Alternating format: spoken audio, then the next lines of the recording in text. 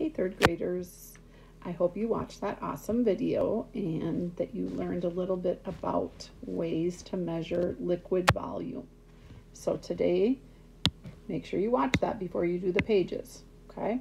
Today we're going to be talking about these words up here, which I think you may have heard most of them, okay? There might be a couple of new ones in there.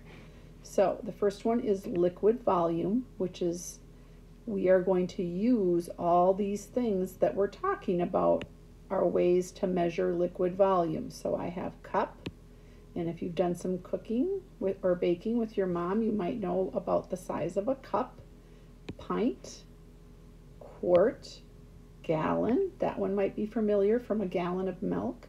And then ounces, there are 12 ounces in a can of pop, if that helps you remember. Ounces are tiny. Okay, so after watching that video, because they gave a lot of examples, now we're going to choose the best unit to measure liquid volume. Here's your choices: fluid ounce, cup, pint, quart, gallon. So notice that they said the best unit. There are oftentimes on these one or two things that you could use. Okay, so we're going to do these first four together. Okay, because they actually do give sometimes they use two of the words that would work. Okay, so number one says a carton of heavy cream. Well, think about cream that you buy at the store in that little bigger than the milk carton that you use at school. But you've probably seen cream before. So if I wanted to measure that, which of the ones up above here would I want to use? Well, ounces are pretty tiny, aren't they? So would you use, and then the gallon is too big, right? Quart is also pretty big. Okay, you remember in the video when she showed the quart. So a cup and a pint would actually both work for that. So on that one, we're going to write two things, cup and pint. You've seen cream come in both of those maybe at the store. Now, think about a flower vase when you're putting water in before you put the flowers in. Okay? Which ones would I want to use? Right away, you can kind of go, some of these are too big and some of them are too small. I probably can't fit a gallon of water in a vase, can I? And an ounce would be pretty tiny. So once again, we're left with those three middle ones. Okay? So what do you think that you could use to, well, we definitely could use a cup. So we're going to write that one down.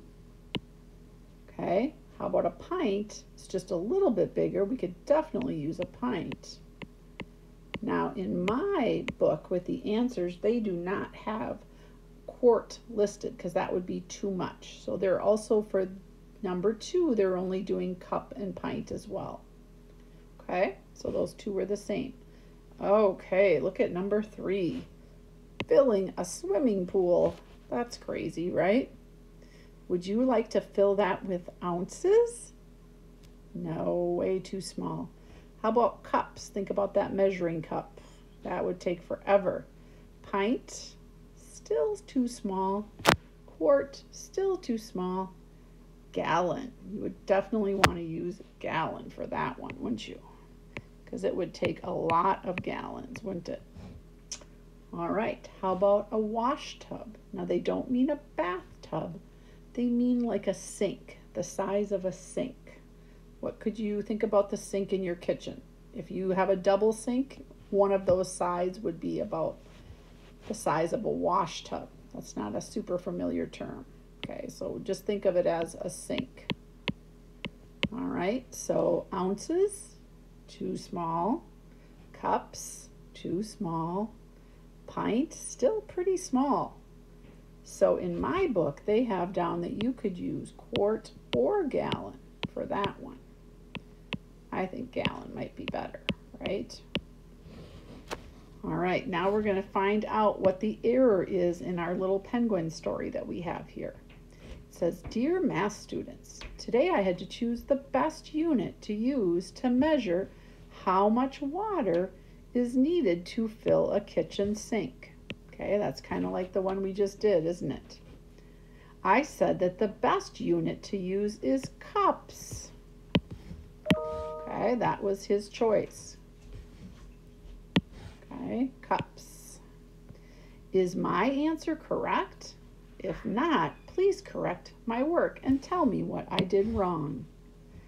Okay, so if you had to write an answer to the puzzled penguin, okay, if not, what did he do wrong? He chose cups. Okay, and what did we say up above? We kind of did this up above because we did a sink up here, right? So he should use quarts or gallons, shouldn't he? Not cups. Very similar to the one we did up there. We are not doing the math journal, so please meet me on page 438. All right, now we have some cool pictures on this page where you're going to circle. It says ring, but ring means circle. You're going to circle the best estimate. They're always going to give you two choices, and you need to circle the one that is correct. So before we start this, at the top, we're going to put the different choices in order.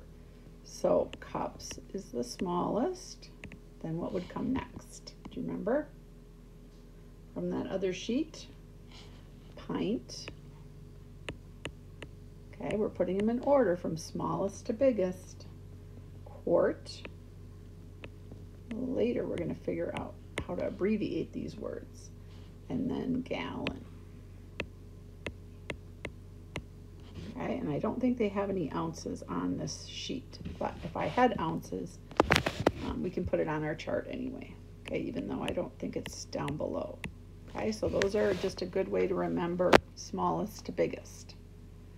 All right, I'm going to let you do these pretty much on your own, but let's do number 7 together.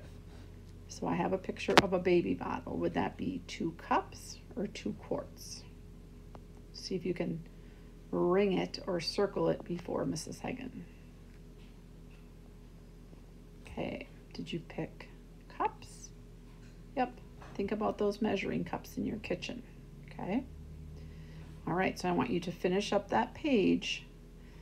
Okay, and then on the bottom one, number 13, we're going to talk about that one. It says Jamie makes a shopping list for a picnic with his 4 friends. He estimates that he'll need 5 quarts of lemonade for the group to drink. Do you think his estimate is reasonable? Okay, so you are going to say yes, you think that's a good estimate, or no. Okay, I'm just going to move up a little bit here. So your choices for that one are yes or no. Okay, so you're going to circle one of those. Do you think that 5 quarts of lemonade is a good estimate to bring for a picnic with 4 friends? Okay, and then it says explain. So if you could just write me one little sentence right here why you chose that. Okay, and then meet me on page 439. All right, this is kind of a fun page. So you're going to look at the drawings that are next to the problem, and then you're going to solve. All right, so I'm going to zoom in a little closer here. Let's do one together, and then I think you might enjoy doing these on your own. Okay, a painter mixes 5 pints of yellow and 3 pints of blue. Okay, maybe just underline those. So you got 3 of blue and 5 of yellow. All right, so you can use the picture on the side to help you. It says, how many pints of green paint does he make? So he's mixing the yellow and the blue.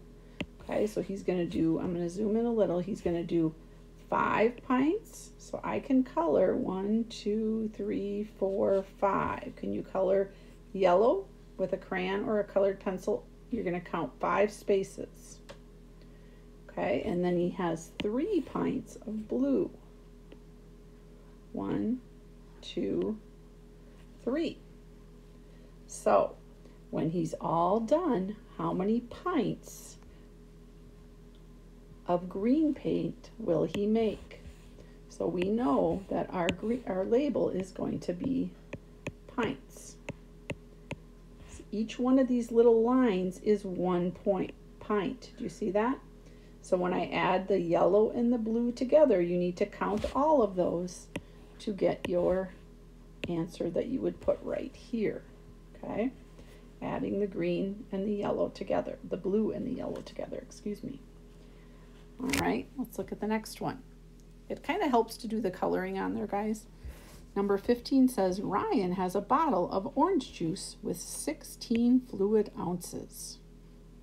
He pours 6 ounces in a cup. Okay, how many fluid ounces are left in the bottle? So let's start at the beginning. Okay, we know that he has 16 ounces. And each one of these little tiny marks is 2. Okay, so I'm going to count by 2s until I get up to 16. Here we go. 2, 4, 6, 8, 10, 12, 14, 16. Okay, that's how much orange juice he starts with. Okay, now he's going to take 6 ounces and put it in a cup. So we want to know how many ounces are going to be left. Okay, so let's take 6 ounces out. Let's do that by maybe putting an X. So if we take out 6 ounces, pretend we're pouring from the top, we're going to take out 1.